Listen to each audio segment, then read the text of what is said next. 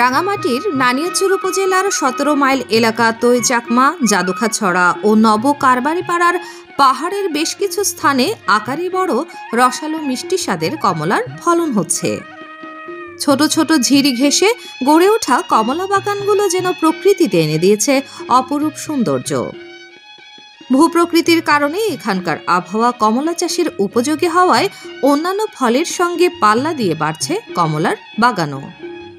প্রতিটি বাগানে কমলা গাছের দিকে তাকালে চোখ জুড়িয়ে যায়।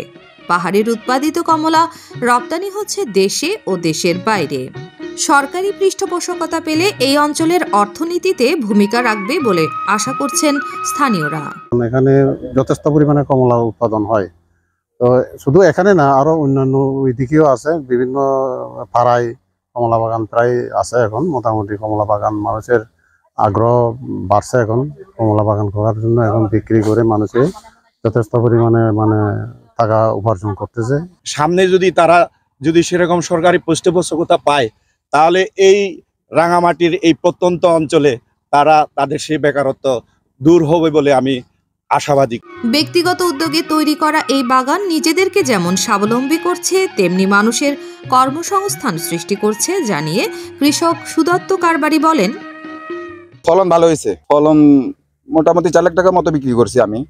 আর এখান থেকে তো আপনার ব্যাপারীরা নিয়ে যায়, পাইকারি নিয়ে যায় আর কি।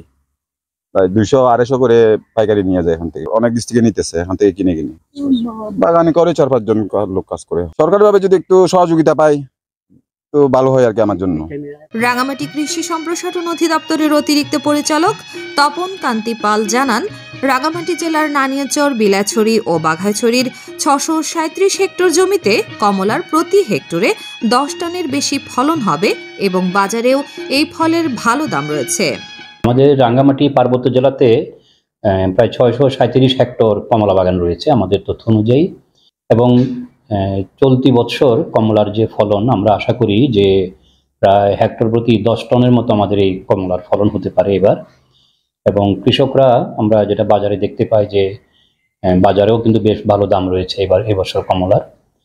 আর আমরা যদি এই ধারাটা ধরে রাখতে হয়, আমার একটা পরামর্শ থাকবে যে কৃষকরা যাতে ফল সংগ্রহ করার পরপর যাতে বাগানগুলোকে যত্ন করে পরিচর্যা করে। সরকারি পৃষ্ঠপোষকতা ও কৃষি বিভাগের সার্বিক সহযোগিতায় এবং কমলা সংরক্ষণের ব্যবস্থা করা গেলে পার্বত্য অঞ্চলের কমলা দেশের অর্থনীতিতে ব্যাপক ভূমিকা রাখবে বলে আশা সংশ্লিষ্টদের।